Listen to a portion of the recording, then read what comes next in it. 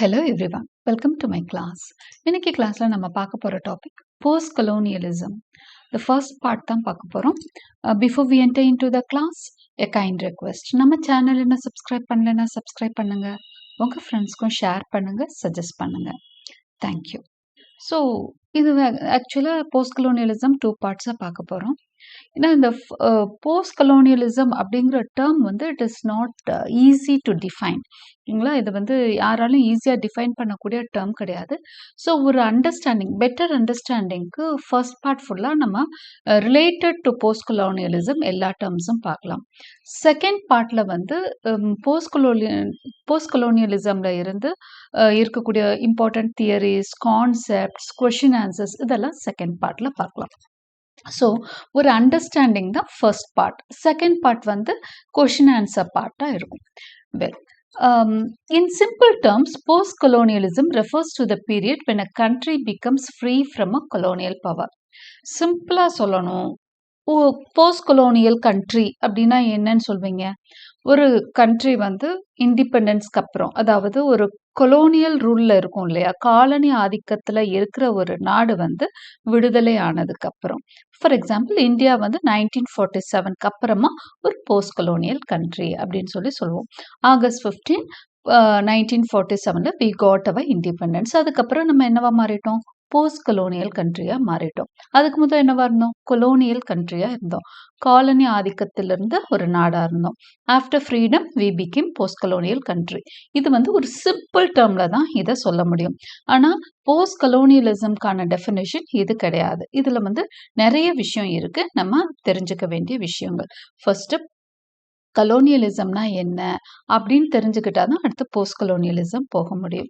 So before that இன்னும் ஒரு சிம்பிளாக வந்து போஸ்ட் கலோனியலிசமை வந்து நான் புரிய வைக்க ட்ரை பண்ணுறேன். அதுக்கப்புறமா நம்ம we shall get into the topic. ஒரு ஐ ஹேப்பன் டு ரீடு ஒரு சின்ன டெஸ்கிரிப்ஷன் அபவுட் போஸ்ட் கலோனியலிசம் படிச்சுட்டு இருந்தப்போ ஒரு புக்கில் நான் படிக்க நேர்ந்த ஒரு விஷயம் வந்து உங்கள்கிட்ட ஷேர் பண்ணிக்கணும்னு ஆசைப்பட்றேன். ஒரு வீடு இருக்குது. அந்த வீட்டில் வந்து ஒரு just imagine that you are staying in that home. நீங்கள் உங்கள் ஃபேமிலியோட ஒரு வீட்டில் தங்கிட்டு இருக்கீங்க. இப்போ உங்கள் வீட்டுக்கு ஒரு ஃபேமிலி கெஸ்ட்டாக வராங்க. தே ஹேவ் அவங்க கெஸ்ட்டாக தான் வராங்க இன் த பிகினிங். ஆனால் அதுக்கப்புறம் என்ன பண்ணுறாங்க? They are not going away. கெஸ்ட்டாக வந்தவங்க போகலை, அப்படியே தங்கிட்டாங்க உங்கள் வீட்டிலையே. எப்படி தங்குறாங்க? வந்து உங்களுக்கு பணம் உதவி அந்த மாதிரியெல்லாம் செஞ்சு உங்களுக்குள்ள வந்து அவங்க எஸ்டாப்ளிஷ் ஆகுறாங்க. அவங்கள வந்து உங்களால் வெளியேற்ற முடியலை. ஏன்னா அவங்கக்கிட்ட வந்து நிறைய நீங்கள் கடன் படுறீங்க. அடுத்ததாக வந்து நிறைய விஷயங்கள்னால நீங்கள் அவங்கக்கிட்ட லாக் ஆகிடுறீங்க. ஸோ அவங்க ரொம்ப பவர்ஃபுல்லாக இருக்காங்க உங்களை விட. ஸோ அவங்கள வந்து உங்களால் வெளியே அனுப்ப முடியலை. ஸோ அவங்க என்ன பண்ணுறாங்க? உங்கள் வீட்டை வந்து அவங்க இஷ்டத்துக்கு, அவங்க வாழ்கிறதுக்கு ஏற்ற இடம் மாதிரி அவங்களுக்கு பிடிச்ச விஷயமெல்லாம் பண்ணி உங்கள் வீட்டை அப்படியே கம்ப்ளீட்டாக அந்த செட்டப்பே மாற்றிடுறாங்க. இப்போ ஒரு 10 இயர்ஸ் 20 இயர்ஸ்க்கு அப்புறம் அவங்க என்ன பண்ணுறாங்க? They imagine that they have gone away. ஏதோ ஒரு காரணத்துக்காக அவங்க வந்து வெளியே போயிட்டாங்க.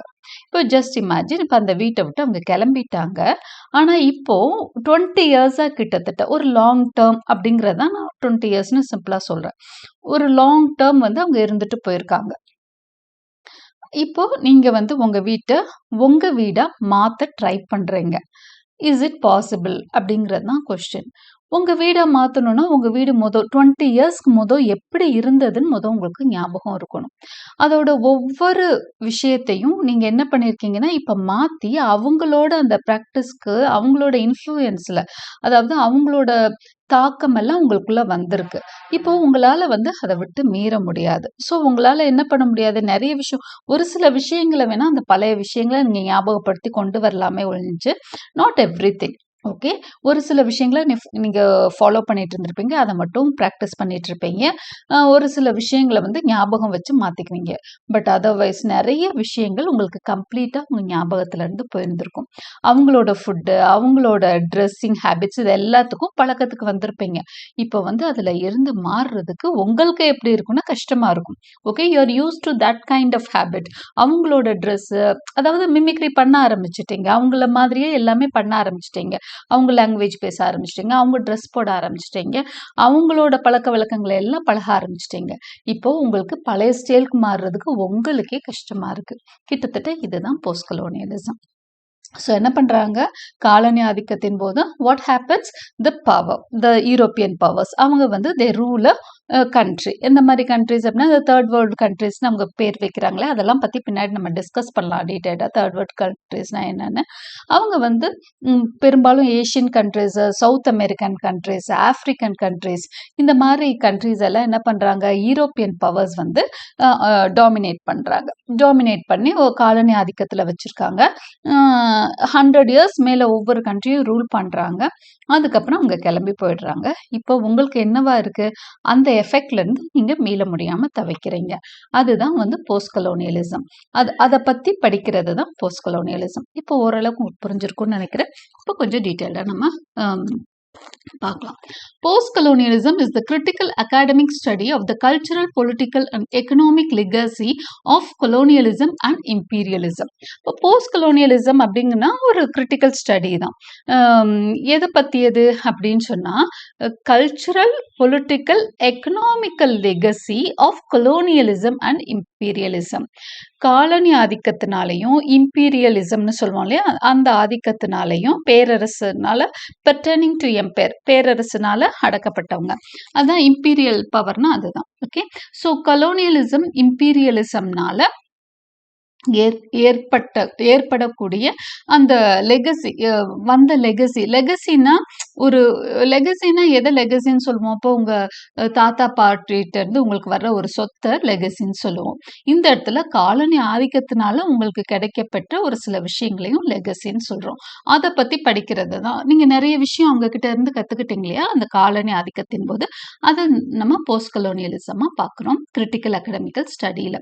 It focuses on the impact of human control and exploitation of colonized people and their lands. இது எதை ஃபோக்கஸ் பண்ணுது அப்படின்னு சொன்னா ஹியூமன் கண்ட்ரோல். அப்போ போஸ்ட் கலோனியலிசம்ல எதை பற்றி படிக்கிறோம் அப்படின்னா காலனி ஆதிக்கத்தின் போல இந்த காலனைசர்ஸ் இருக்காங்க இல்லையா, இந்த காலனைசர்ஸ் அப்படிங்கிற டேர்மும் காலனைஸ்டுங்கிற டேர்மும் அடிக்கடி யூஸ் பண்ணுவோம். காலனைசர்ஸ்னா பிரிட்டிஷ் ஃபோர்ஸ்னு வச்சுக்கோங்க. ஃபார் எக்ஸாம்பிள் இந்தியாவை காலனைஸ் கண்ட்ரின்னு எடுத்துக்கிட்டிங்கன்னா நிறைய கண்ட்ரிஸ் இருக்குது. இந்தியாவை நீங்கள் இமேஜின் பண்ணிக்கிங்களேன். அப்போ நம்ம வந்து காலனைஸ்டு, காலனைசர்ஸ் யாரு, பிரிட்டிஷ். ஓகே, அந்த மாதிரி எடுத்துக்கோங்க. ஸோ அந்த காலனைசர்ஸ் என்ன பண்ணுறாங்க அப்படின்னு சொன்னால் நம்மளை கண்ட்ரோல் பண்ணி நம்மளை எக்ஸ்ப்ளாய்ட் பண்றாங்க. நம்மளோட மக்களையும் சரி அவங்க வசதிக்கு அவங்களோட பயன்பாட்டுக்கு நம்மளை பயன்படுத்திக்கிறாங்க. எக்ஸ்ப்ளாய்டேஷனா என்ன, பயன்படுத்திக்கிறது. அப்ப நம்மளை வந்து அவங்களோட தேவைகளுக்காக பயன்படுத்திக்கிறது தான் எக்ஸ்ப்ளாய்டேஷன். அப்ப எல்லாத்தையும் அவங்களோட வளர்ச்சிக்காக ஒரு காலனைஸ்டு கண்ட்ரியை வந்து தங்களுக்காக பயன்படுத்திக்கிறத தான் வந்து அந்த கலோனியல் ரூல் பண்ணுச்சு. அதை பத்தி படிக்கிறது தான் post colonialism. The field started to emerge in the 1960s. இந்த ஃபீல்டு வந்து எப்போ இருந்து போஸ்ட் கலோனியலிசம் பற்றி அதிகமாக படிக்க ஆரம்பிக்கிறோம், தெரிய ஆரம்பிக்குதுன்னா 1960ஸ்க்கு அப்புறம். நேச்சுரலி அப்போ தான் வர முடியும். ஏன்னா அந்த டைமில் தான் ஒவ்வொரு கண்ட்ரியாக என்ன ஆகுது அப்படின்னு சொன்னால் காலனைசேஷனில் இருந்த நிறைய கண்ட்ரிஸ் ஃப்ரீ ஆகிற நேரம். ஸோ எல்லாமே ஒரு 5 இயர்ஸ் 10 இயர்ஸ் அந்த இந்தியா ஒட்டி நிறைய கண்ட்ரிஸ் வந்து ஃப்ரீடம் வாங்கிட்டு வெளியே வராங்க, காலனைசேஷன்லேருந்து வெளியே வராங்க. அப்போ அவங்கெல்லாம் ஃபுல்லாக எக்ஸ்ப்ளாய்டடாக இருக்கிறாங்க. இப்போ நம்ம கண்ட்ரியே ரொம்ப புவராக இருந்து இப்போ தான் வளர்ச்சி பாதையை நோக்கி நம்ம போகிறோன்னா இடையில டார்க் பீரியட் மாதிரி நம்மளுக்கு என்ன இருந்தது, அவங்க பயங்கரமாக நம்மளை எக்ஸ்ப்ளாய்ட் பண்ணிட்டாங்க. நம்மக்கிட்ட இருக்க வெல்த், நம்ம லேபர் எல்லாத்தையும் சுரண்டி அவங்கள வந்து என்ன பண்ணிக்கிட்டாங்க, வசதி பண்ணிக்கிட்டாங்க. அப்போ நம்ம என்ன பண்ணோம், மேலும் மேலும் நொடிச்சு போய்கிட்டே இருந்தோம். ஸோ அந்த மாதிரி தான் எல்லா காலனைஸ் கண்ட்ரியும் அந்த மாதிரி ஒரு சஃபரிங்கில் தான் இருந்திருக்காங்க. அப்போது இவங்க என்ன பண்ணுறாங்க அப்படின்னு சொன்னால் இது இந்த 1950ஸ்க்கு மேலே 1960ஸ்க்கு மேலே தான் இந்த போஸ்ட் கலோனியலிசம் அதை பற்றி அந்த தாக்கத்தை பற்றி எல்லாம் பேச ஆரம்பிக்கிறாங்க, படிக்கிறாங்க scholars. The field started to emerge in 1960s as scholars from previously colonized countries began publishing on the lasting effects of colonialism, developing a critical theory of the history, culture, literature and discourse of imperial power. So இந்த கண்ட்ரீஸில் colonised, அதாவது ஏற்கனவே colonise ஆகி டீகாலனைஸ் ஆயிருக்காங்களே, அதாவது டீகாலனைஸ்னா வெளியே போயிட்டாங்க. அவங்க காலனைசேஷன்லேருந்து விடுபட்ட கண்ட்ரி, அதாவது போஸ்ட் கலோனியல் கண்ட்ரிஸ் இருக்காங்க இல்லையா, அவங்கெல்லாம் என்ன பண்ணுறாங்க அப்படின்ட்டு அதில் இருக்க ஸ்காலர்ஸ் எல்லாம் எதை பற்றி பேச ஆரம்பிக்கிறாங்க? The lasting effects of colonialism. Colonialism masters போயிட்டாங்க, இன்னைக்கும் பாருங்க இங்கிலீஷ் மாஸ்டர்ஸ் போயிட்டாங்க, ஆனால் இங்கிலீஷில் தான் இன்னைக்கும் நம்ம படிச்சுட்டு இருக்கிறோம், மெயின் லாங்குவேஜாக எடுத்து படிச்சுட்டு இருக்கோம். அவங்க ட்ரெஸ் ஹேபிட்ஸை தான் நிறைய யூஸ் பண்ணுறோம், அவங்க மேனர்ஸை நிறைய யூஸ் பண்ணிட்டு இருக்கோம். ஸோ அவங்க போனாலும் அவங்களோட விஷயங்கள், நிறைய விஷயங்களை நாம இன்னும் காப்பி பண்ணிட்டு இருக்கோம், மிமிக்ரி பண்ணிக்கிட்டு இருக்கோம் இல்லைங்களா? அதுதான் லாஸ்டிங் எஃபெக்ட்ஸ் ஆஃப் கொலோனியலிசம். அதை பற்றியெல்லாம் படிக்கிறது தான் post colonialism. Developing a critical theory of the history. அப்போ நம்ம வரலாற்றில் அது எந்த விதமான பாதிப்புகளை ஏற்படுத்துச்சு, நம்ம கல்ச்சரில், நம்ம லிட்ரேச்சரில் எல்லாத்துலேயுமே இது எந்த விதமான பாதிப்புகளை ஏற்படுத்துச்சு அப்படின்னு படிக்கிறத தான் we call it as post colonialism. Okay, அந்த போஸ்ட் கொலோனியல் தியரின்னு சொல்கிறதும் அதுதான். ஓகே, இப்போ ஒரு சில ஆத்தர்ஸ் நம்ம இதுக்குன்னு தனியாக போஸ்ட் கொலோனியலிசம் பற்றி நிறைய பேர் நிறைய எழுதியிருக்காங்க. ஸோ அதில் ஒரு சில ரைட்டர்ஸ் பற்றி நான் உங்களுக்கு டிஸ்கஸ் பண்ணேன், அவங்க என்னென்ன சொல்லியிருக்காங்க, கொலோனியலிசம், இப்போ போஸ்ட் கொலோனியலிசம்னா என்னன்னு ஒரு ஐடியா கொடுத்துருக்கேன். இன்னும் டீட்டெயில்டாக நம்ம அதை பார்க்க போகிறோம். அனியா லூம்பா in her book Colonialism and Post-Colonialism has tried to give meanings for certain terms. அனியா லூம்பா அவங்களோட கொலோனியலிசம் அண்ட் போஸ்ட் கொலோனியலிசம், அனியா லூம்பா ஒரு பெரிய போஸ்ட் கொலோனியல் ரைட்டர். அவங்க கொலோனியலிசம் போஸ்ட் கொலோனியலிசம் அப்படின்னு சொல்லிட்டு ஒரு புக் எழுதியிருக்காங்க. அதில் அந்த நிறைய டேர்ம்ஸ்க்கு, நம்மளுக்கு தெரிய வேண்டிய நிறைய டேர்ம்ஸ்க்கான மீனிங்ஸ் அவங்க அழகாக டிஃபைன் பண்ணியிருப்பாங்க. ஃபர்ஸ்ட் என்ன பண்ணுறாங்க, கொலோனியலிசம்ன்ற டேர்ம் எடுத்துக்கிறாங்க. காலனி ஆதிக்கம்னா என்ன, கொலோனியலிசம்னா என்ன அப்படிங்கிற ஃபர்ஸ்ட் டேர்ம் எடுத்துக்கிறாங்க. அதுதானே பேஸ். கொலோனியலிசம் தெரிஞ்சால் தானே போஸ்ட் கொலோனியலிசம் பற்றி நம்ம படிக்க முடியும். ஸோ வாட் இஸ் கொலோனியலிசம் அப்படின்னு பார்க்குறாங்க. அதுக்கு ஓஇடி, ஓஇடினா Oxford English dictionary. OED means Oxford English dictionary. அதோட டெஃபினேஷன் என்னவா இருக்கு தெரியுமா? It defines the term as a settlement in a new country, a body of people who settle in a new locality, forming a community subject to or connected with their parent state. The community so formed consisted of the original settlers and their descendants and successors as long as the connection with the parent state is kept up. இப்படிதான் OED-ல definition போகுது. Oxford English dictionary கொலோனியலிசம்கான definition இதை தான் கொடுத்துருக்கு. அதாவது a settlement in a new country கொடுக்குது. ஒரு வேற ஒரு நாட்டில் போய் ஒரு செட்டில் ஆகிறத தான் பற்றி பேசுது. ஒரு body of people who settle in a new லொக்காலிட்டின்னு சொல்லுது. ஒரு group of people, for example நம்ம கண்ட்ரி எடுத்துக்கோங்க, இங்கிலீஷ் பீப்புள் வர்றாங்க, ஒரு குரூப் ஆஃப் பீப்புள் வர்றாங்க, நம்ம கண்ட்ரிக்குள்ளே வர்றாங்க, இந்த நியூ லொக்காலிட்டிக்குள்ளே செட்டில் ஆகுறாங்க. ஃபார்மிங் எ கம்யூனிட்டி, அவங்கள ஒரு கம்யூனிட்டியை ஃபார்ம் பண்ணிக்கிறாங்க. It is connected with A parent state. அவங்க என்னதான் இங்கே அட்மினிஸ்ட்ரேட்டர்ஸாக இருந்தாலும் அவங்க யாரோட கனெக்ட் ஆயிருப்பாங்க, அவங்க பேரண்ட் ஸ்டேட், அதாவது பிரிட்டனோட கனெக்ட் ஆயிருப்பாங்க. அவங்க அங்க இருந்து தான் இங்க ஆள் அனுப்புவாங்க. இங்க இருக்கிறவங்க எல்லாமே they are controlled by the parent state, அதாவது இங்கிலாண்டால, யுனைடெட் கிங்டமால தான் அவங்க எல்லாம் கண்ட்ரோல் பண்ணப்பட்டிருப்பாங்க. மதர் ஸ்டேட்னு சொல்றது பிரிட்டன் தான். ஓகே, இப்போ யூரோப்பியன் பவர்ஸ், நம்ம கண்ட்ரி இங்கிலாந்துக்கு கீழே இருந்ததுனால நம்ம மதர் ஸ்டேட்டா இங்கிலாண்டை சொல்றோம். யூரோப்ல இருந்த நிறைய பவர்ஸ், பிரான்ஸ் தெரியும், எல்லா கண்ட்ரிஸும் நிறைய கண்ட்ரிஸை என்ன பண்ணியிருக்காங்கன்னா சபார்டினேட் பண்ணியிருக்காங்க, காலனி ஆதிக்கத்தின் கீழே கொண்டு வந்திருக்காங்க. ஸோ நம்மளுக்கு இங்கிலாந்து. ஓகே, நம்ம இங்கிலாந்து பத்தி தான் இப்போ இங்கிலாண்டை வச்சே நீங்க புரிஞ்சுக்கோங்க. Right, the community so formed consists of the original settlers and their descendants and successors as long as the connection with the parent state is kept up. அதாவது இவங்களை பத்தி மட்டும்தான் பேசுறாங்க. செட்டில் ஆனவங்க இருக்காங்க இல்லையா, அவங்க பேரண்ட் ஸ்டேட்டோட கனெக்டடா இருப்பாங்க அப்படிங்கிற மாதிரி சொல்லி முடிக்குது இந்த ஆக்ஸ்ஃபோர்ட் இங்கிலீஷ் டிக்ஷனரியோட டெஃபினிஷன் ஆன் கொலோனியலிசம். அப்போ லூம்பா என்ன சொல்றாங்க, அனியா லூம்பா ஒரு இந்தியன் தான், ஆனால் அவங்க she works in some American university. அவங்க என்ன சொல்கிறாங்கன்னா, is unconvinced with this definition as it avoids any reference to the native people. இப்போ உங்களை பற்றியே பேசிகிட்டு இருக்கீங்க, ஆக்ஸ்ஃபோர்ட் இங்கிலீஷ் டிக்ஷனரி அப்போ யாரை பற்றி பேசுது? இதில் கொலோனியலிசம்னா என்னன்னு சொல்றது, குரூப் அவங்க வர்றாங்க, ஒரு கண்ட்ரியில புதுசா செட்டில் ஆகுறாங்க, அவங்க பேரண்ட் ஸ்டேட்டோட டச் வச்சுட்டே இருப்பாங்க, இவங்க தான் கொலோனியல் பவர்னு சொல்றாங்களே ஒழிஞ்சு, யாருப்பா நாங்க இங்க எங்களை பத்தி ஏன் அதுல ஒரு டெஃபினேஷனுமே இல்ல, இந்தியன்ஸ் பத்தி ஒரு டெஃபினேஷனுமே இல்லையே அங்க. இங்க எப்படி நீங்க வந்தீங்க, எப்படி வந்து இங்க ஆக்குபை பண்ணீங்க, எங்க விரட்டி விட்டுட்டு தானே ஆக்குபை பண்ணீங்க, எங்களை மிரட்டி ஒடுக்கி வச்சுட்டு தானே அங்க ஆக்குபை பண்ணீங்க, எங்களை செட்டில் பண்ற எங்க கண்ட்ரில நீங்க செட்டில் ஆகுறப்ப என்ன பண்ணீங்க, எங்களை ஒடுக்கி தான் செட்டில் ஆனீங்க, அதை பத்தியே நீங்க பேசலையே அப்படின்னு கேக்குறாங்க அனியா லும்பா. So, Aniya Lumba is unconvinced with this definition as it avoids any reference to the native people. Native people பத்தியே பேசல, இப்போ இந்தியன்ஸ் பத்தியே நீ பேசாம இருக்கிறியே ஓஇடியில், நாட் ஓன்லி இந்தியன்ஸ், எந்த ஒரு நேட்டிவ் பீப்புள் பத்தியுமே நீங்க பேசல. This definition has neglected the people other than the colonizers. அப்போ இந்த டெஃபினிஷன்ல என்ன, காலனைசர்ஸ் பத்தி மட்டும்தான் பேசியிருக்கு.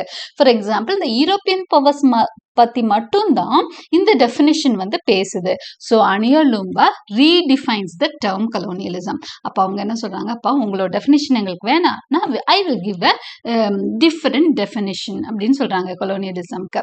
நம்ம இப்போ கொலோனியலிசம் தான் ஃபர்ஸ்ட் தெரிஞ்சுக்கிறோம். Okay, as the conquest and control of other people's lands and goodsங்கிறாங்க. Okay, how does she define colonialism? It is the conquest and control of other people's lands and goods அப்படின்னு அழகா define பண்ணிட்டாங்க. கான்கஸ்ட்னா என்ன, வெற்றி பெறுறது, கண்ட்ரோல்னா power எடுத்துக்கிறது, வெற்றி பெற்று ஒருத்தவங்க மேல பவர் எடுக்கிறது தான் conquest and control of other people. மற்றவர்களுடைய சொத்தின் மேலேயும் அவங்களோட அதாவது பொருளா இருக்கட்டும், உடைமையா இருக்கட்டும், அடுத்ததா என்னது லேண்ட், ஓகே, நிலமா இருக்கட்டும், எல்லாத்தையும் கான்கஸ்ட் பண்ணி கண்ட்ரோல் பண்றதுக்கு பேர் தான் கலோனியலிசம் அப்படின்னு சொல்றாங்க. அப்பதான் நாங்க நேட்டிவ்ஸ் வர்றாங்க, அப்ப இன்னொரு பீப்புளை பத்தியே நீ எங்களை பத்தியே நீ பேசலையே ஃபர்ஸ்ட் ஆக்ஸ்போர்ட் இங்கிலீஷ் டிக்ஷனரில. அதனால என்ன சொல்றாங்க அனியா லும்பா, கொலோனியலிசம்னா மற்றவர்களுடைய பொருட்களையும் அவர்களுடைய நிலத்தையும் வெற்றி பெற்று அபகரிப்பதே கொலோனியலிசம் அப்படின்னு ஒரு ரீடெஃபினிஷன் கொடுக்குறாங்க. Okay, right. Loomba tries to locate the origin of colonialism. அடுத்து கொலோனியலிசம் எப்போ ஆரம்பிச்சதுன்னு பற்றியெல்லாம் அந்த புக்கில் பேசியிருப்பாங்க. ரொம்ப அழகான நிறைய விஷயங்கள் சொல்லியிருப்பாங்க. கொலோனியலிசம் அதாவது போஸ்ட் கொலோனியல் கண்ட்ரி அப்படிங்கிறது ஏன் வந்து கஷ்டமான டேர்ம்னு சொன்னால், போஸ்ட் கொலோனியல் கண்ட்ரி எது அப்படின்னு சொன்னீங்கன்னா, இன்னைக்கு உலகத்துல இருக்க எல்லா கண்ட்ரியும் போஸ்ட் கொலோனியல் கண்ட்ரி தான். ஈவன் இங்கிலாந்து கூட போஸ்ட் கொலோனியல் கண்ட்ரி தான் இந்த அர்த்தத்துல பாத்தீங்கன்னா. ஏன்னா அதாவது ஒருத்தரோட காலனி ஆதிக்கத்துல இருந்து விடுபட்ட எல்லா கண்ட்ரியும் போஸ்ட் கொலோனியல் அப்படின்னு சொன்னா இங்கிலாண்டும் போஸ்ட் கொலோனியல் கண்ட்ரி. ஏன்னா அவங்களும் ஒரு காலத்துல எப்ப இருந்தாங்க, 2000 வருஷத்துக்கு முதல், அதாவது அகஸ்டஸ் சீசர் காலத்துல எல்லாம் இங்கிலாந்து வந்து ரோமானியர்கள் கீழே தான் இருந்தது. ஓகே, காலனி ஆதிக்கம், அவங்க காலனி ஆதிக்கம் பண்ணிக்கிட்டு இருந்தாங்க. அப்போ முத காலனி ஆதிக்கத்தை ஆரம்பிச்சதுன்னு பாத்தீங்கன்னா ரோமன்ஸ் தான். ரோமன்ஸ் வந்து 2000 இயர்ஸ்க்கு முதவே they established colonies during the second century itself. Second செஞ்சுரியிலேயே அவங்க வந்து காலனிஸ் எஸ்டாப்ளிஷ் பண்றாங்க. Later Mongols and Turkish empire conquered many countries and established colonies. அடுத்ததா ஈஸ்ட் அதாவது ஏசியால இருந்து மங்கோல்ஸ் ஆகட்டும், மங்கோலியன்ஸ் சொல்லுவோம் இல்லையா, அப்புறம் துருக்கி நாட்டவர்கள், டர்க்கிஷ் எம்பையர், இவங்க எல்லாமே நிறைய இடத்துல வந்து வெற்றி பெற்று என்ன பண்ணாங்க, colonies அமைக்கிறாங்க. Their main aim was to establish colonies was to extract tributes and to extract goods and wealth from the countries it conquered. சரி, அப்ப இந்த காலனிஸ் அமைச்சாங்களே, அவங்களோட எய்ம் என்னவா இருந்தது அப்படின்னு சொன்னா, இன்னொரு கண்ட்ரில போய் வெல்த் எடுத்துட்டு வந்துருவாங்க, சுரண்டிட்டு வந்துருவாங்க, அந்த நாட்டோட வளத்தை எல்லாம் எடுத்துட்டு வந்துருவாங்க, அந்த நாட்டுல இருந்து இந்த பணைய பணம் சொல்லுவாங்களே, கப்பம் கட்ட வைப்பாங்க, இந்த மாதிரி விஷயத்துக்காக தான் அவங்க முதல் காலனியெல்லாம் அந்த மாதிரி தான் இருந்தது. There was a much better development in the latest established European colonies. 16th centuryக்கு மேல யூரோப்பியன் காலனிஸ் எல்லாம் பாத்தீங்க அப்படின்னு சொன்னா வித்தியாசமா இருக்கும். அவங்க என்ன பண்ணுவாங்கன்னா, போய் கொஞ்ச நாள் இருந்துட்டு லூட் பண்ணிட்டு வர்றதெல்லாம் கிடையாது. இன்னொரு கண்ட்ரியோட அப்ப இருந்த சொத்தெல்லாம் எடுத்துட்டு வளத்தை எல்லாம் கொண்டு வந்துட்டு அப்படியெல்லாம் விட்டுற மாட்டாங்க, அப்படியே தங்கிடுவாங்க. பாருங்க, யூரோப்பியன் காலனிஸ் என்ன பண்ணுச்சு, நம்மள பிரிட்டிஷ் வந்தது எப்போ 18th செஞ்சுரியிலாம் வந்துடுறாங்க. ஆனா 20th செஞ்சுரி தான் நம்மளை விட்டு போறாங்க. கிட்டத்தட்ட 150 இயர்ஸ் கிட்ட நம்மள என்ன பண்ணுவாங்க அப்படின்னு சொன்னா டாமினேட் பண்ணிட்டு இருப்பாங்க. அப்ப அந்த 150 இயர்ஸ் அவங்க என்ன பண்ணாங்க, கொலோனியல் ஆதிக்கத்தின் போது என்ன நடந்தது? Economy was restructured in the mother country countries from the flow of goods and the wealth of the colonies. அப்படியே பொருளாதாரமே மாற்றி அமைக்கப்பட்டது. மதர் கண்ட்ரிஸ்க்கு வந்து அப்படியே ஃப்ளோ இருந்துகிட்டே இருக்கும். பொருளாதாரத்துல அவங்க அள்ளி குவிப்பாங்க. ஏன்னா இங்க மாதிரி நம்மள எக்ஸ்ப்ளாய்ட் பண்ணி நம்மள பயன்படுத்தி நம்ம கிட்ட இருந்து எல்லா வளத்தையும் அவங்க எடுத்துட்டு போயிருவாங்க. வெறும் செல்வத்தை மட்டும்லாம் எடுத்துட்டு போறதெல்லாம் இல்ல. மக்களோட உழைப்புல இருந்து எல்லா இங்க இருக்கிற வளங்கள், இங்க இருக்க மினரல்ஸ் எல்லாத்தையும் பயன்படுத்தி இங்க இருந்து என்னென்னலாம் லாபம் ஈட்ட முடியுமோ எல்லா லாபத்தையும் எடுத்து கொண்டு போய் எங்க கொண்டு போயிடுவாங்க? மதர் கண்ட்ரிஸ்க்கு கொண்டு போயிடுவாங்க. They were not only interested in the economic growth. Economy மட்டும் இல்ல, பொருளாதாரத்தை மட்டும் அவங்க வளம் பெற வைக்கணும்னு நினைக்கல. They also enriched the human and natural resources by taking colonial people as slaves to the colonized countries. அது மட்டும் செய்யல, அவங்க என்ன பண்ணாங்க, அவங்க நாட்டுல வந்து மக்கள் தொகை குறைவா இருக்கும், லேபர்ஸ் கம்மியா இருப்பாங்க, மேனுவல் லேபர் செய்ய கூலிக்கு ஆள் கிடைக்காம இருக்கும். அப்பெல்லாம் என்ன பண்ணுவாங்க, இங்க இருக்க இந்தியன்ஸ் என்ன பண்ணுவாங்கன்னா அங்க கூப்பிட்டு போயிடுவாங்க, ஸ்லேவ்ஸ் அடிமைகளா கூப்பிட்டு போயிடுவாங்க. இந்தியன்ஸ்னு இல்லை, இப்போ ஆப்பிரிக்கால எல்லாம் பார்த்தீங்கன்னா ஸ்லேவ்ஸை எங்கே கூப்பிட்டு போயிடுவாங்க, அமெரிக்காவை கூப்பிட்டு போயிடுவாங்க. அந்த மாதிரி இந்தியன்ஸும் அப்படி போயிருக்காங்க. பட் அதிகமாக போனது ஆப்பிரிக்காலேருந்து அமெரிக்காவுக்கு தான் நிறைய ஸ்லேவ்ஸ் போயிருக்காங்க. அப்போ ஸ்லேவ்ஸ் மட்டும் இல்லை, ரா மெட்டீரியல்ஸ் இங்கேருந்து போகும். ஃபார் எக்ஸாம்பிள் இங்கே காட்டன் நல்லா விளையுமா, இங்கேருந்து காட்டனை ஏற்றுமதி பண்ணி அவங்க ஏற்றுமதி அவங்க கண்ட்ரிக்கு கொண்டு போயிடுவாங்க. மதர் கண்ட்ரியான இங்கிலாந்துக்கு போயிடும். They were transported to the mother country and there they were transformed into goods. இப்போது இங்கே இருந்து காட்டன் அங்கே போகும். அங்கே போனோன்னா அந்த காட்டனில் அவங்க என்ன பண்ணுவாங்க அப்படின்னா கிளாத் வந்து உருவாக்குவாங்க, நல்ல ட்ரெஸ்ஸஸ் இது பண்ணுவாங்க, பண்ணி அடுத்தது மார்க்கெட்டாக திரும்ப நம்ம கண்ட்ரி கொண்டு வருவாங்க. இங்க வந்து நம்ம கண்டிப்பா அவங்க துணியை வாங்கிக்கணும் அப்படின்னு ஒரு நிர்பந்தம் இருக்கும். So later the colonies were the market for these goods. இங்கேருந்து குட்ஸ் எடுத்துட்டு போவாங்க, ரா மெட்டீரியலை இங்கேருந்து எடுத்துட்டு போயிடுவாங்க, அங்கே ப்ராடக்டை மாற்றுவாங்க, அடுத்த ப்ராடக்டை விற்கிறதுக்கான சந்தை நம்ம நாடு தான். Later the colonies were the market for these goods which was sold with considerable margin. அப்போ நல்ல மார்ஜின் வித்து இங்கே வித்துடுறாங்க. So the profit was always for the so called mother country. அப்போ மதர் கண்ட்ரிக்கு, அந்த பேரண்ட் கண்ட்ரிக்கு தான் ஃபுல்லா என்னவா இருந்துச்சு அப்படின்னு சொன்னீங்கன்னா உங்களுக்கு எல்லா ப்ராஃபிட்டும் மதர் கண்ட்ரிக்கு தான் போகுது. ஸோ இந்த மாதிரி தான் வந்து என்ன நடந்துட்டு இருந்தது அப்படின்னு சொல்லி, excuse me. So this is how the profit was going on. Then Aniya Lumba proceeds discussing the word imperialism. அடுத்த term, இப்போ colonialism பத்தி பேசிட்டோம். போஸ்ட் கொலோனியலிசம்னா என்னன்னு சொன்னேன். அடுத்தது கொலோனியலிசம் பத்தி பேசணும். இப்ப இம்பீரியலிசம் பத்தி பேச போறோம். Then Aniya Lumba proceeds discussing the word imperialism. According to the OED, imperialism means pertaining to empire. அதாவது ஒரு எம்பையர் என்ன, பேரரசு, பேரரசுக்கு கீழே வர்றதை தான் வந்து என்ன சொல்றாங்க, இம்பீரியலிசம் அப்படின்னு சொல்றாங்க. ஆனா இப்ப ரீசன்ட் டேஸ்ல இம்பீரியலிசமோட டேர்ம் வந்து கொஞ்சம் மாறிடுச்சு. அதாவது பேரரசுக்கு கீழே வர்றது அப்படின்னா இவங்க வந்து கொலோனியல் பவர் மாதிரி வந்து இங்க உட்கார்ந்தெல்லாம் ஆட்சி செய்ய மாட்டாங்க. இப்போ for example just imagine American imperialism. American imperialism பத்தி அதிகமா பேசுவோம். அதுக்கு என்ன அர்த்தம் அப்படின்னு சொன்னா, நேரடியா வந்தெல்லாம் இங்க கண்ட்ரோல் பண்ணிட்டு இருக்க மாட்டாங்க. அவங்க என்ன பண்ணுவாங்க அப்படின்னு சொன்னா ஃபுல்லா வேற விதத்துல நம்மள கண்ட்ரோல் பண்ணுவாங்க. The Western nations had abundant capital but less human resources, when the colonies lacked capital but were abundant in labor and human resources. இப்ப பாருங்க, இங்கெல்லாம் மல்டிநேஷனல் கம்பெனிஸ் மாதிரி நிறைய வந்திருக்கு இந்தியால எல்லாம். ஸோ நம்மளுக்கு என்ன இல்லை அப்படின்னு சொன்னா பணம் இல்லை, ஆனா ரிசோர்சஸ் நிறைய இருக்கு. இங்க வந்து வளங்கள் நிறைய இருக்கு, ஆனா முதலீடு இல்லை. அவங்க கிட்ட என்ன இருக்கு, ரிசோர்சஸ் இல்லை, ஆனா பணம் நிறைய இருக்கு. அப்ப அவன் என்ன பண்றான், இந்த இம்பீரியலிஸ்ட் கண்ட்ரிஸ் எல்லாம் பணத்தை கொண்டு வந்து இங்க இன்வெஸ்ட் பண்றான். This abundant capital could not be safely invested at home. அவங்களால அவங்க பணத்தை அவங்க ஊர்ல சும்மாவே வச்சிருக்க முடியல.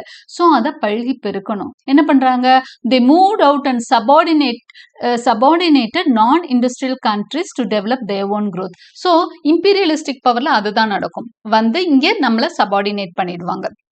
அவங்க பெரிய பெரிய கட்டடங்களையோ பெரிய பெரிய இண்டஸ்ட்ரியோ எதையோ உருவாக்கி நம்மளை வந்து கண்ட்ரோல் பண்ண பார்ப்பாங்க.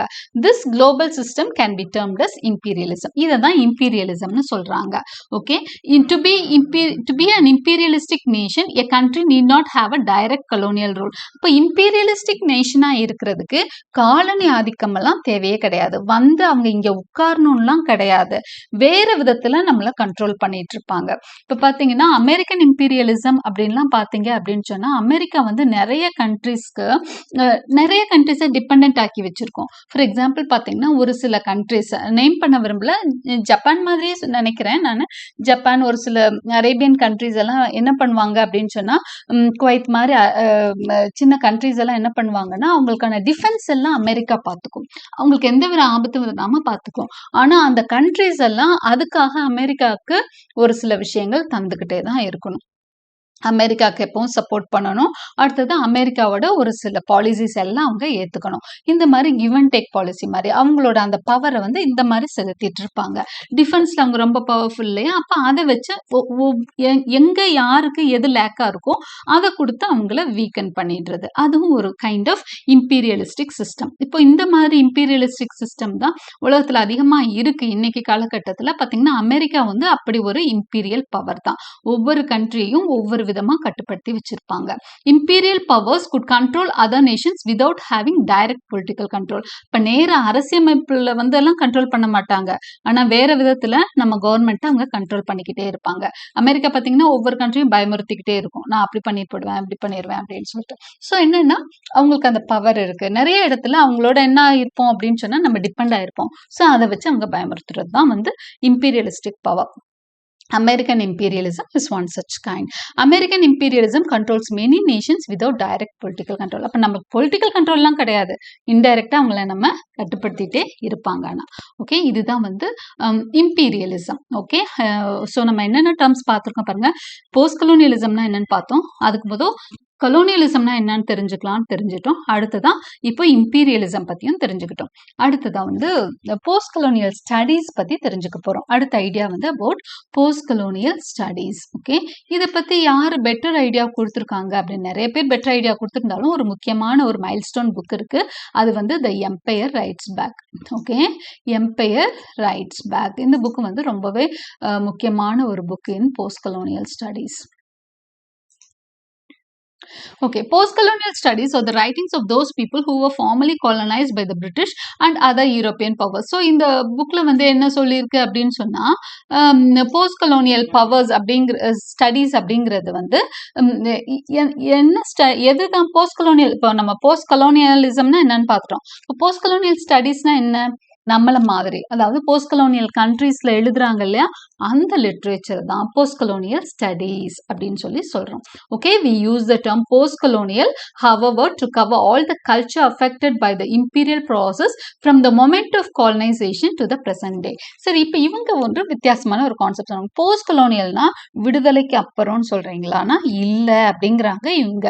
ஏன்னா இவங்களை பொறுத்த வரைக்கும் போஸ்ட் கொலோனியல் அப்படிங்கிற விஷயம் எப்ப ஆரம்பிக்குதுன்னா த மொமெண்ட் ஆஃப் காலனைசேஷன் சொல்றாங்க.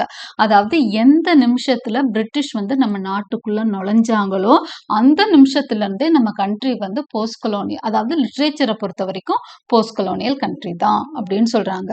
ஏன்னா நம்ம அவங்களோட தாக்கத்தின் கீழ் வந்துடுறோம். அப்ப இருந்து எழுதுற எல்லா லிட்ரேச்சருமே போஸ்ட் கொலோனியல் லிட்ரேச்சர். வேணா பொலிட்டிக்கலா என்ன பண்ணலாம், போஸ்ட் கொலோனியல் அப்படின்றது வந்து பொலிட்டிக்கலா ஃப்ரீடம்க்கு அப்புறம் சொல்லலாம். ஆனா லிட்ரேச்சரை பொறுத்த வரைக்கும் எந்த நிமிஷம் இங்கிலாந்து நம்ம கண்ட்ரிக்குள்ள வந்ததோ இல்லைன்னா எந்த நிமிஷம் ஒரு காலனைசிங் கண்ட்ரி வந்து ஒரு கண்ட்ரியை காலனைஸ் பண்ணுதோ அந்த நிமிஷத்துல இருந்தே போஸ்ட் கலோனியலிசம் ஆரம்பிச்சிருது அப்படின்னு சொல்லிதான் எம்பையர் ரைட்ஸ் பேக்கு 3 ஆத்தர்ஸ் இருப்பாங்க, அவங்க 3 பேரும் சொல்றாங்க. We use the term post-colonial however to cover all the culture affected by the imperial process from the moment of colonization to the present day. அப்ப அவங்க என்ன சொல்றாங்க, போஸ்ட் கலோனியல்ன்ற டேர்மை எதுக்கு யூஸ் பண்ணுமா, கல்ச்சர் அஃபெக்டட், அதாவது ஒரு கலாச்சாரம் வந்து பாதிக்கப்பட்டிருக்கும், கல்ச்சர் வந்து அப்படியே மாறி இருக்கு. நம்ம வந்து அவங்கள திருப்திப்படுத்துற காலனைசிங் பீரியட், அவங்க இருந்த பீரியட்ல நம்ம என்ன லிட்ரேச்சர் எழுதியிருப்போம், அவங்கள திருப்திப்படுத்துறதுக்கு தான் எழுதியிருப்போம். யாருமே சுயசிந்தனையோட எழுதியிருக்க மாட்டாங்க. அந்த காலனைசர்ஸ்க்கு பயந்து தான் எழுதுவாங்க. ஏன்னா அவங்களோட பெர்மிஷன் இல்லாம எந்த ஒரு புக்கையும் பப்ளிஷ் பண்ண முடியாது. அப்ப அவங்கள திருப்திப்படுத்தினாதான் ஒரு விஷயத்த வந்து நீங்க எழுத முடியும். ஸோ என்ன ஆகுது அப்படின்னு சொன்னா கல்ச்சர் வந்து அப்ப வந்து அஃபெக்ட் ஆக ஆரம்பிச்சிருது. அப்போ அந்த மொமெண்ட் ஆஃப் காலனைசேஷன்ல இருந்தே போஸ்ட் கலோனியலிசம் ஆரம்பிச்சிருதுன்னு தான் எம்பையர் ரைட்ஸ் பேக்ல அந்த ஆத்தர்ஸ் எல்லாம் சொல்லியிருக்காங்க. This is because there is a continuity of preoccupations throughout the historical process initiated by European imperial aggression. அப்போ யூரோப்பியன் இம்பீரியல் அக்ரெஷன், அதாவது யூரோப்பியன்ஸ் வந்து ஆரம்பத்துல அந்த நிமிஷம் எப்போ உள்ள வர்றாங்களோ அப்ப இருந்தே அவங்க அக்ரெசிவா தான் இருக்கிறாங்க. அப்ப இருந்தே நம்ம மேல அவங்க இன்ஃப்ளூயன்ஸ் பண்ண ஆரம்பிச்சிட்டாங்க, தாக்கம் கொடுக்க ஆரம்பிச்சிட்டாங்க. அந்த நிமிஷத்துல இருந்தே வந்து என்ன ஆரம்பிச்சிருது அப்படின்னு சொன்னா போஸ்ட் கலோனியலிசம் ஆரம்பிச்சிருது அப்படின்னு எம்பையர் ரைட்ஸ் பேக்கோட ஆத்தர் சொல்றாங்க. as per their idea the moment of சரி அவங்க சொல்றாங்க இல்லையா, மொமெண்ட் ஆஃப் காலனைசேஷன்ல இருந்தே நம்மளுக்கு வந்து என்ன ஆரம்பிச்சிருதுன்னு சொல்றாங்க, போஸ்ட் காலனைசேஷன் ஆரம்பிச்சிருதுன்னு சொல்றாங்க, போஸ்ட் கொலோனியலிசம் ஆரம்பிச்சிருதுன்னு சொல்லிடுறாங்க. அப்பனா இந்தியாவில் எப்போ ஆரம்பிச்சது அப்படின்னு பார்த்தீங்கன்னா முகல் எம்பரர் 18th செஞ்சுரியில ஃபரூக் ஷியார் அப்படின்னு சொல்லிட்டு ஒரு முகல் எம்பரர் இருந்தார். Towards the end of 18th century Farrukhsiyar ஷியார்னு சொல்லிட்டு ஒரு முகல் எம்பரர், ஒரு முகலாய அரசர், பேரரசர் இருந்தாரு. அவர் ஹி இஷ்யூட் அ ஃபிர்மான்னா ஒரு உடன்படிக்கை மாதிரி ஒன்று போடுறாரு, allowing the East India Company duty free trading rights in Bengal. இப்போ ஃபர்ஸ்ட் இங்கிலீஷ் வந்து எப்படி இந்தியாக்குள்ள நுழைஞ்சாங்க, ஈஸ்ட் இந்தியா கம்பெனின்ற ஒரு பிசினஸ் கம்பெனியா தான் இந்தியாவுக்குள்ள நுழையிறாங்க. முதல் எடுத்தோன்னே பிரிட்டன் வந்து எப்படி இந்தியாவுக்குள்ள நுழைஞ்சது அப்படின்னு சொன்னா ஒரு கம்பெனியா, ஒரு கமர்ஷியல் கம்பெனியா, ஒரு என்னது ட்ரேட் பண்றதுக்கு வாணிபம் பண்ற ஒரு கம்பெனியா தான் இந்தியாவுக்குள்ள நுழையுது. அப்ப அந்த நிமிஷத்தை தான் என்ன சொல்றாங்க அப்படின்னா போஸ்ட் கலோனியலிசமோட பிகினிங்னு சொல்றாங்க. அப்படி பார்த்தா அதுக்கான உடன்படிக்கை கொடுத்தது யாரு, ஃபரூக் ஷியார் அப்படிங்கிற ஒரு முகல் எம்பரர். எந்த வருஷம், 18th செஞ்சுரி. 18th செஞ்சுரியில Farrukhsiyar issued a firman, ஒரு உடன்படிக்கை மாதிரி, allowed the East India company duty free trading rights in Bengal. East India company அப்படிங்கிறது பேரு தான் அப்படி. ஈஸ்ட் இந்தியா கம்பெனி யாரோடதுன்னா பிரிட்டிஷோடது. ஓகே, பிரிட்டிஷ் அந்த இதோட கவர்மெண்டோட தான் ஈஸ்ட் இந்தியா கம்பெனி. ஓகே, அவங்க தான் வந்து பெங்கால்ல வந்து ஃபர்ஸ்ட் என்ன பண்றாங்க அப்படின்னு சொன்னா பெங்கால்ல வந்து செட்டில் ஆகுறாங்க அந்த ட்ரேடிங் கம்பெனி மூலமா. Since the first quarter of the 18th century when the Furman came into effect, the British colonial power started expanding their economic and political influence in India, which was soon coupled by strong socio-cultural influence. அப்படியே first quarter of 18th செஞ்சுரியில அப்படியே ஸ்ட்ராங்கா உட்கார்ந்து எக்கனாமிக்கலா தங்களோட இன்ஃப்ளூயன்ஸை widen பண்றாங்க. அடுத்து அரசியலுக்குள்ளேயும் நுழையிறாங்க, அரசியல்லையும் dominate, அதாவது அரசுகள்லையும் dominate பண்ண ஆரம்பிக்கிறாங்க. கொஞ்ச நாள்லயே ஒரு 20-25 இயர்ஸ்லாம் பயங்கரமா எக்ஸ்பாண்ட் பண்ண ஆரம்பிச்சிடுறாங்க. ட்ரேடிங்காக உள்ள நுழைஞ்ச ஒரு East India company. The impact of this colonial influence was such that India after colonialism emerged as something that was marked different from the India before colonialism. So இதோட இம்பாக்ட் எப்படி இருந்தது, அவங்க எந்த அளவுக்கு நம்மளை பாதிச்சிருக்காங்க அப்படின்னு சொன்னா, இந்தியா பிஃபோர் கலோனியலிசமும் இந்தியா ஆஃப்டர் கலோனியலிசம். நான் சொன்னேன் இல்லையா, முத கொடுத்தப்போ ஒரு எக்ஸாம்பிள் சொன்னேன். ஒரு வீட்டுக்குள்ள ஒரு கெஸ்ட் வராங்க, உங்க வீட்டுக்குள்ள ஒரு கெஸ்ட் வராங்க, ரொம்ப நாள் இருக்காங்க, அவங்க டேஸ்ட்டுக்கு உங்களை பழக்கப்படுத்திட்டாங்க. இப்ப என்ன பண்ண முடியல, உங்களால பழைய டேஸ்ட்டுக்கு போக முடியல. அதுதான் வந்து விஷயம். இப்போ இங்க என்ன, அதே தான் இங்க சொல்லியிருக்காங்க பாருங்க, the impact of this colonial influence, இந்த காலனி ஆதிக்கத்தின் தாக்கம் என்ன பண்ணுது, was such that India after colonialism emerged as something that was marked different from the India before colonialism. அப்போ இந்தியா ஆஃப்டர் கலோனியலிசம் எப்படி இருக்கு, different from India before colonialism. காலனி ஆதிக்கத்துக்கு முன்னாடி இருந்த இந்தியாவும் காலனி ஆதிக்கத்துக்கு அப்புறம் இருக்க இந்தியாவுக்கும் ஒரு கம்ப்ளீட் சேஞ்ச் நம்மளால பார்க்க முடியுது. Post colonialism is this Indian context, in this Indian context would therefore mean the sum total of all the various social, political, economic and cultural changes that started being perceived after the first impact of colonialism was felt. அப்போ colonialism ஆரம்பிச்ச அந்த மொமெண்ட்ல இருந்து, அதாவது ஃபரூக் ஷியார் கொடுக்குற அந்த உடன்படிக்கையில இருந்து என்ன ஆயிடுச்சு அப்படின்னா போஸ்ட் கலோனியலிசம் எல்லா இடத்துலையும் பார்க்க முடியும். சோஷியலா, பொலிட்டிக்கலா, எக்கனாமிக்கலா, கல்ச்சுரல் சேஞ்சஸ் எல்லா இடத்துலையும் நம்ம ஃபீல் பண்ண முடியுது. chronologically therefore post colonial India is not India after 1947. அப்போ போஸ்ட் கலோனியல் இந்தியா வந்து அதாவது அகடமிக் சைடா, அதாவது லிட்ரேச்சரை பொறுத்த வரைக்கும் போஸ்ட் கொலோனியல் இந்தியான்றது வந்து 1947க்கு அப்புறம் இல்லை, rather it is the India which started emerging from the 18th century onwards. அப்போ 18ஆம் நூற்றாண்டில் அந்த முகல் எம்பரர் உடன்படிக்கை போடார்லேயே அந்த நிமிஷத்துலேருந்தே ஆரம்பிச்சிருது கொலோனியல் பவர். அப்போ இருந்தே நம்ம போஸ்ட் கொலோனியல் கண்ட்ரி தான். ஏன்னா அந்த போஸ்ட் கொலோனியலிசம் அந்த தாக்கத்தை வந்து அப்போ இருந்தே வெளிப்படுத்த ஆரம்பிச்சிட்டோம். Okay, it started spreading it's influence across the land. So தன்னோட தாக்கத்தை அது நாடு முழுக்க பரப்புச்சு. இது கலோனியல் ஆதிக்கத்தோட தாக்கம் நாடு முழுக்க இருந்தது. நம்ம எழுதுறது எல்லாமே அப்போ இருந்து என்னது, நம்மளோட கல்ச்சராக இருக்கட்டும், சோஷியல் எக்கனாமிக்கல் ப்ராடக்ட் எல்லாமே எப்படி மாறிடுச்சு அப்படின்னா போஸ்ட் கலோனியலாக மாறிடுச்சு. அதாவது அந்த நிமிஷத்துல இருந்தே அவங்கள பார்த்து அவங்கள மாதிரி நம்ம பண்ண ஆரம்பிச்சிட்டோம் அப்படிங்கிறது தான் உண்மை. ஸோ இதுதான் போஸ்ட் கலோனியலிசம் பற்றிய ஒரு சின்ன ஒரு ஐடியாவாக நம்ம இதை எடுத்துக்கலாம். ஒரு அண்டர்ஸ்டாண்டிங் தான் இந்த ஃபர்ஸ்ட் பார்ட். ஸோ செகண்ட் பார்ட்டில் வந்து உங்களுக்கு எக்ஸாம் பாயிண்ட் ஆஃப் வியூவில் அந்த தியரிஸ் என்ன, கான்செப்ட்ஸ் என்ன, முக்கியமான தீம்ஸ் என்ன, ஒரு சின்ன குவிஸ், இதெல்லாம் செகண்ட் பார்ட்டில் இருக்குது. Hope you like my explanation. Like and subscribe my channel for more such videos. Press the bell icon for continuous notifications, and thank you for watching.